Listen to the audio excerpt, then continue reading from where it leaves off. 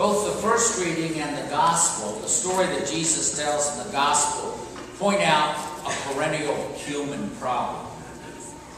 2,700 years ago, Amos was warning a class, I guess the upper 1% of his day, that destruction was coming because they had no care for the bottom 99%.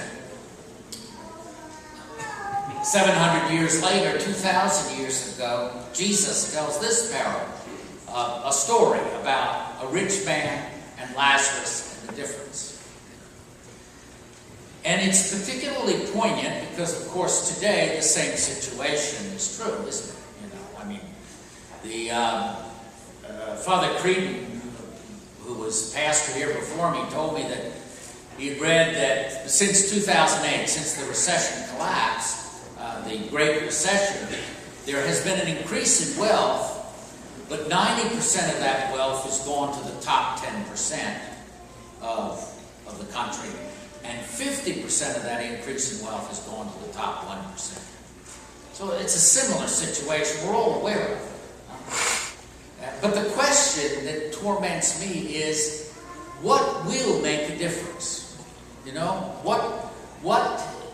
Did Amos make a difference? We don't know. Jesus certainly made a difference in some people's lives, right? I mean, the early Christians lived a different kind of life. So the challenge to us is, what will make a difference in our lives?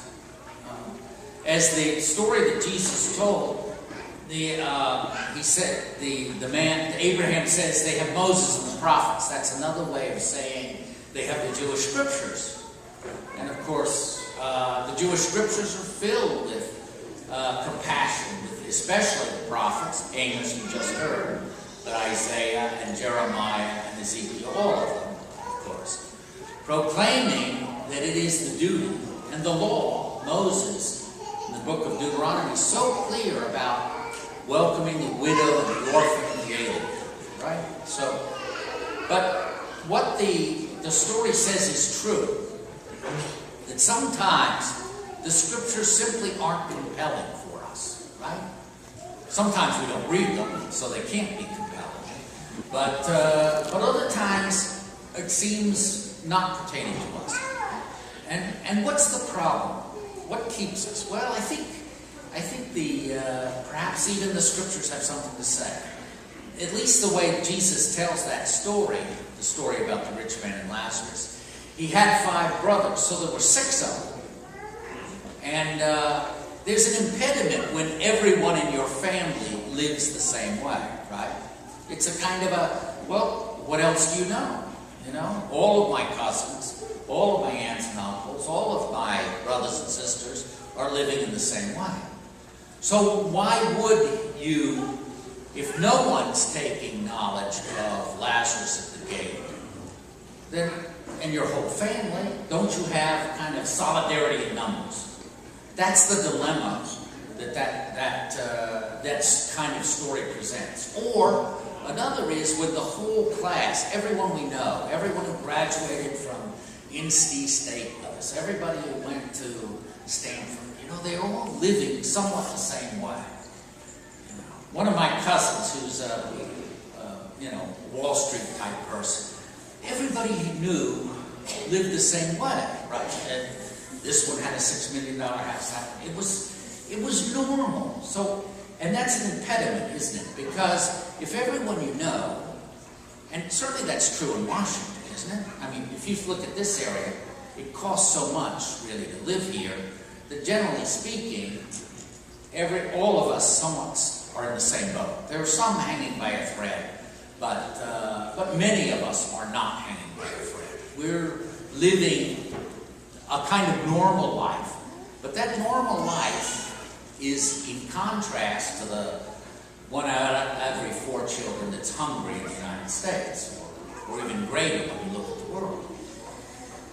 So the question is, how can you break through the impediment? If all your family, if your 5 brothers, if all your class, and all your college classmates are living roughly the same life, taking the same vacations, buying the same cars, looking for the same kind of house, buying the same shoes, getting the same facials, or whatever. If everyone's doing it, where would you encounter it? So I think that the only way to do it is the way that I was reading did any of you read the interview that Pope Francis did with the Jesuit magazine? Did anyone read that? Okay. He makes a point on poverty in particular that writing about it doesn't compel people, right? He says that. He says you have to, what he calls, live on the frontier.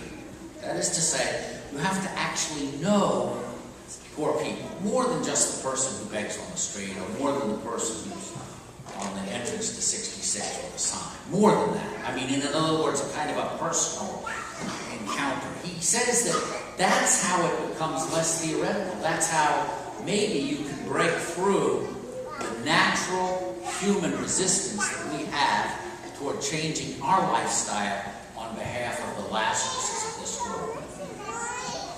So, how can that happen, right? I mean, if we live in our secure apartment building, how would it happen other than the person sitting begging on the street, at the metro station? Well, I think that this parish gives an opening that you and I can use. That is to say, you know that each week we tithe. That is to say, the parish community tithes. And the organizations for which we tithe are kind of pre-vetted. That is to say, at least as far as we can tell, all of these organizations that receive our tithe during the year are valid, good organizations, right? So you and I could use that as a way of encountering. We could look up on the internet each of these organizations as they come up and kind of enter in, and perhaps in a way go to the frontier, so to speak. Another way might be that happened to me is when I went to Haiti the first couple times. There was such a difference, and you could do that with the trips for the Haiti committee. That you can, after Mass today, by the way, there's a ministries fair. So I invite you to come into the Benedict Hall and take a look and see if there's anything.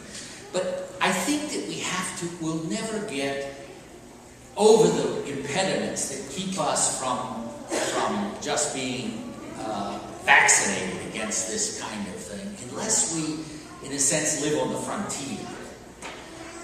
Another way, when I was thinking of this when I was putting this homily together, is maybe we could form committees of investment. You know how some people get together and they study stocks and they say, well, look at this big, which would be, they kind of share it.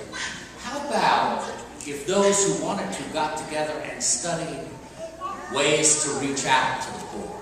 That is to say, concrete ways to direct their resources and their volunteer hours. They formed committees that maybe they started with the groups that the parish ties to, and they looked even beyond that, saying, how can we, me, you, reach and with our resources? But the sine qua non of this is that we have to, in a sense, make the decision that we want to go there. And I understand that if our 5 brothers and our 6 sisters are in one position, it's hard to break the mold. But we can do it. In other words, you and I can decide. Say, for example, you had half an hour today, and you just sat there and thought, what could I cut back in the way I live, and where would I go if I did that? In other words, none of us are completely ignorant about this, right? But we do need the human volition. We need to make the choice, so to speak, to reach. So say I encourage you, if you dare, to take a half hour and say, what could it be? One less round of drinks? Maybe. That would be If it were 4 people, it'd be $40 or something. One less facial, I don't know. One less pair of shoes, I don't know. Less of a vacation, whatever. And then look, say to yourself, and then act. Take one step today. Decide what you're going to do. And make it hurt a little bit. In other words, make it diminish at least a little bit of your normal lifestyle. And then, but direct it to what you decide on, and write the check or whatever. Send the money. You know? There's no substitute actually for stepping out. I know that it won't be sustained unless we see the face of the poor and realize I'm lucky, you know, because I see people almost every day, right? And I realize the only difference that this is my sister and this is my brother. In other words, it doesn't look like simply someone who got cancer and lost their job. It doesn't simply look like someone who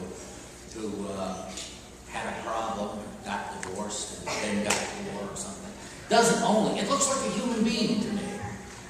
It says, this is, you know, and so it's easier, I must admit, it's easier for me because by my job, so to speak, I sometimes live on the frontier, right? I'm in a big town. But I know that you also can somewhat go to the frontier, right? I mean, we can facilitate that, you know, so that it becomes the Lazarus is not simply the guy with the sign at the ramp to 66, but Lazarus is someone that you think, that's my sister, that's my brother. And I want, like Jesus, to reach out to my sister and brother. See, I think that's the way it'll work. So, don't take your marching orders from your 5 brothers. And don't take your marching orders from the people that graduated from college with you and what they're doing. Don't take your marching orders from what most people do in Arlington. You know? You have, I have, we have the power to choose to follow Christ. So let's do it. Let's do it. Take a step. It won't kill you. It won't kill you. I'm not telling you. Sell your house. Oh, that might be long. Do it. Try it. Take a step. Go to the front.